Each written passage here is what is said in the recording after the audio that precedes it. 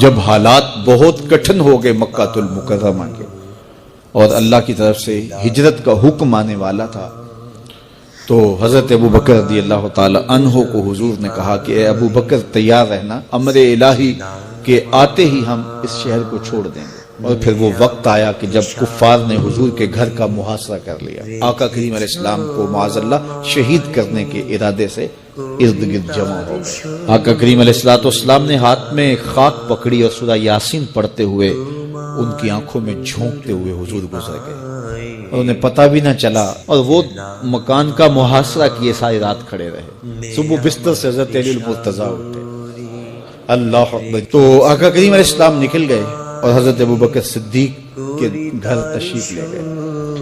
اب دروازے کو دستک دینے لگے تو آواز آئی، حضور میں حاضر ہوں۔ حضرت ابو بکر صدیق تیار کھڑے تھے، تو کہا ابو بکر تم تیار ہو؟ کہا حضور آپ نے کہا نہیں تھا کہ تیار رہنا، کبھی ہجرت کا حکم آ سکتا ہے تو میں تو اس دن سے ہی تیار رہتا ہوں کہ کب حضور آئیں اور جو فرمائیں میں وہی کروں۔ اور پھر وہاں سے لے کے حضور کو وہاں تک گئے، اور جبل سور کی چوٹی پر وہ غار ہے، اللہ اکبر، اس غار میں جانے سے قبل حضور کو باہر بیٹھنے کا کہا۔ عرض کی حضور ذرا میں غار کے اندر کے ماحول کا جائزہ لے لوں۔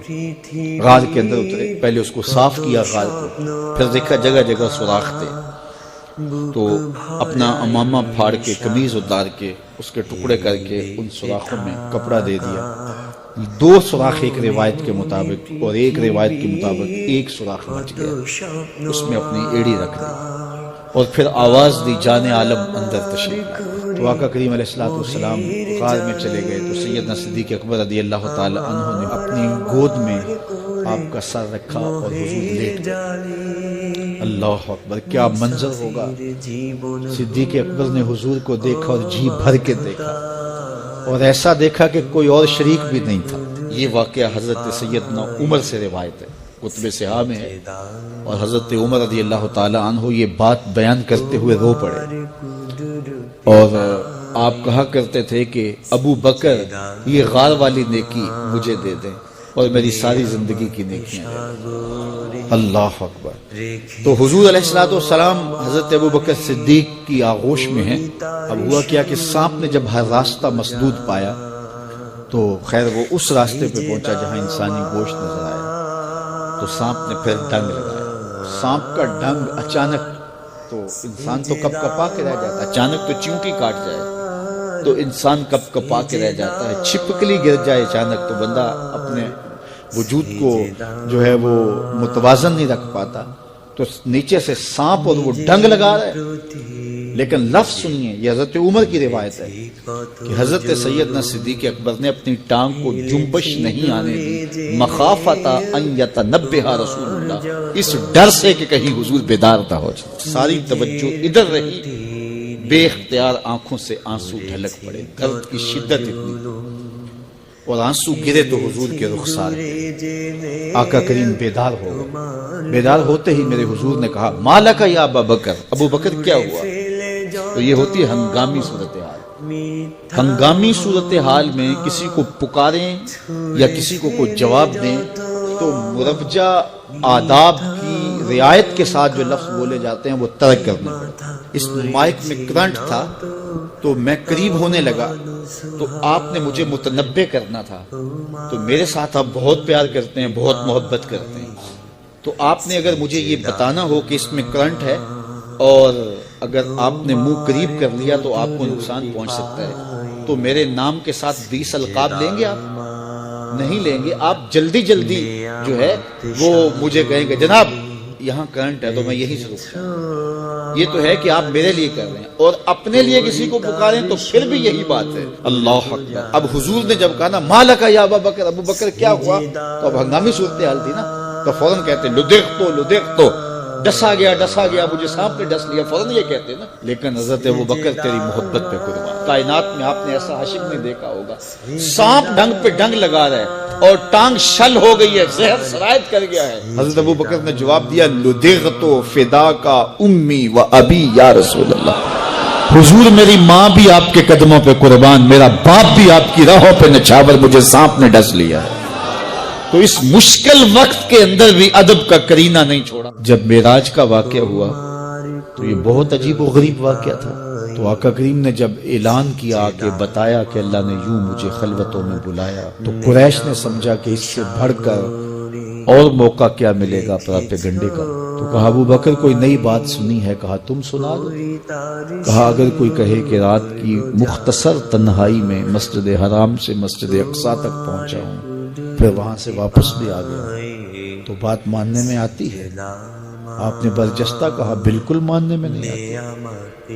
اتنے مختصر وقت میں مسجد اقصی جائے اور پھر پلٹ کے بھی آ جائے، کم از کم 2 ماہ چاہیے. 1 مہینہ جاتے ہوئے لگتا ہے، 1 مہینہ آتے ہوئے لگتا ہے. کچھ چھو کے بھی آئے تو 2 ماہ چاہیے. تو سمجھا کہ لوہا خوب گرم ہو گیا، اب چوٹ ٹکانے پہ بیٹھے گئے. کہا ماننے میں نہیں نہ آتی؟ کہا بالکل نہیں ماننے میں آتی. تو کہا پھر تیرا یار ہی تو کہتا ہے. تو حضرت ابو بکر صدیق نے فرمایا وہ واقعی کہتے ہیں؟ ہاں انہی کا کہنا ہے. تو حضرت ابو بکر بولے لئن قالہ فقد صدق فاصدق، اگر انہوں نے کہا ہے تو سچ کہا ہے، میں تصدیق کرتا ہوں. کہا ابھی تو تم کہہ رہے تھے کوئی کہے تو ماننے میں نہیں آتا. کہا کوئی کہے تو اب بھی نہیں مانوں گا، وہ اس سے بھی عجیب کہے تو مان لوں گا. اللہ اکبر. فبذالک سمی صدیق، علماء نے لکھا یہ وہ وجہ تھی جس کی وجہ سے آپ کو صدیق پکارا جاتا. معراج کی تصدیق کی اور صدیق کے صدیق تصدیق سے بھی ہے، اور ساری زندگی آپ نے جھوٹ زبان پہ نہیں آنے دیا. آپ کی طبع میں جو صداقت رچی بسی تھی، بلکہ ایک مشکل وقت آیا آپ پر.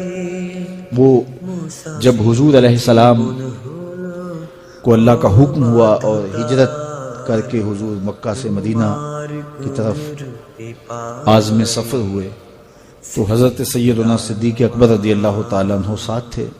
مکہ المکرمہ سے جو مدینہ المنورہ ہے وہ شمال کی جانب ہے، اور غار ثور مکہ المکرمہ سے جنوب کی سمت ہے. تو آقا کریم علیہ السلام نے سفر کرنا تھا مدینہ شریف کا، تو شمال کی سمت نہیں گئے بلکہ وہاں سے سفر جنوب کی جانب کیا، اور پھر وہاں سے حضور جو ہے وہ 3 دن گزارنے کے بعد مدینہ المنورہ کی جانب روانہ ہوئے. یہ سارے ادھر ڈھونڈتے تھکتے رہے اور حضور وہاں آرام کرتے رہے.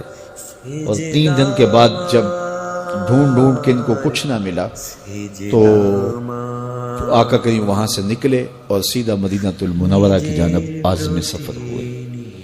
انہوں نے 100 سرخ اونٹ حضور کی گرفتاری کے لیے انعام رکھا ہوا تھا.